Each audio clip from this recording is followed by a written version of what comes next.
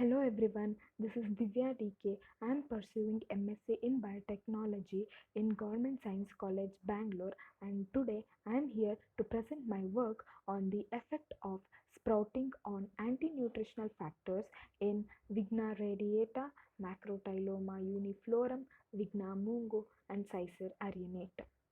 Today's generation mainly focuses on the nutritional value of the food that they consume, but care must also be taken towards the anti nutritional factors that are naturally present in the plant sourced food.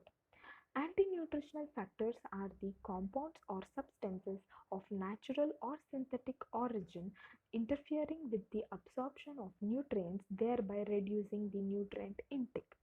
The main aim of this work was to check whether the sprouting process would reduce the concentration of anti-nutrients in the legumes that are commonly used in the Indian cuisine.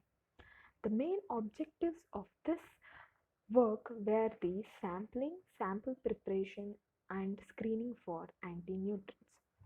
The samples chosen were the Vigna radiata, which is commonly known as green gram, and Macrotyloma uniflorum, which is commonly known as horse gram, Vigna mungo, which is commonly known as black mung bean or urad, and finally Cicer arenatum, which is commonly known as desi chickpea.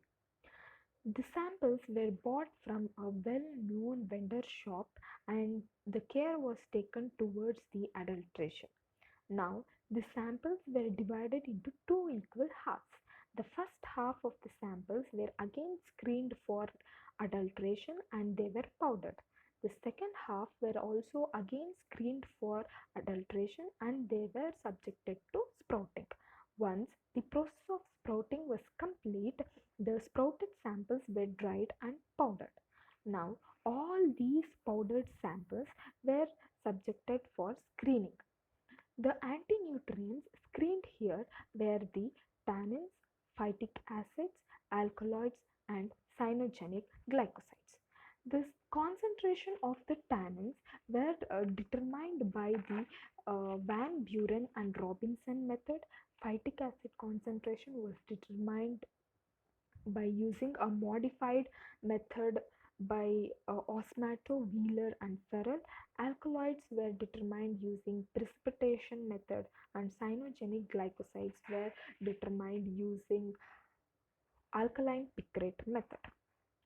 Now, when we look into the results, here I have represented non-sprouted samples as S1, S2, S3 and S4, whereas sprouted samples as SS1, SS2, SS3 and SS4.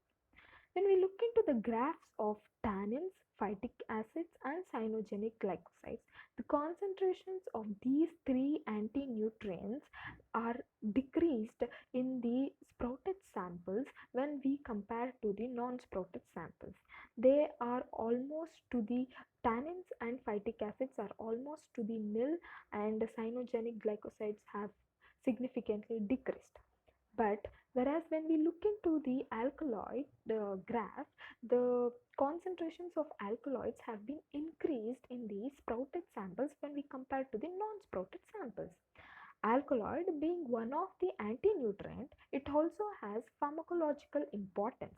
That is, it has diverse physiological effects such as antibacterial, anti-inflammatory, anti-mitotic, anti-tumor activity and many more.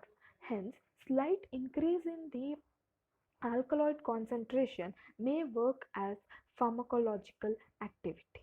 Hence, I hereby conclude that the composition of anti-nutrients in the legumes revealed them to be the source of anti-nutrients. But the study revealed that the process of sprouting reduced the concentration of anti-nutrients, thereby increasing the nutritional value of the sprouts. Thank you.